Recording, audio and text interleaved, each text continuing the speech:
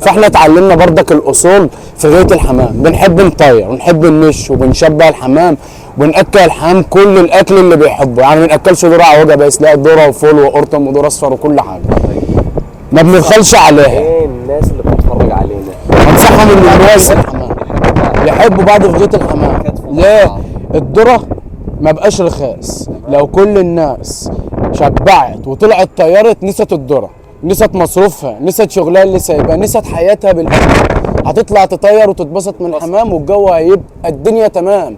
ليه؟ اللي هو بينش وبيطير والدنيا حلوه. انما ما تزعلش مني لما انا امسك مع واحد فجاه الاقي حمامه بيعمل كده على الجناب، طب ما انت ضايقتني وانت اتضايقت برضه لان انت ما اتكيفتش، ما انت بتصرف وانا بصرف، نتكيف بالمصروف اللي احنا بنصرفه نتبسط. فكره افاده جميله، بس يا ريت الناس تسمعها وتعمل بيها، واحنا سننا مش كبير، من مع يعني مع احترامي للناس اللي اكبر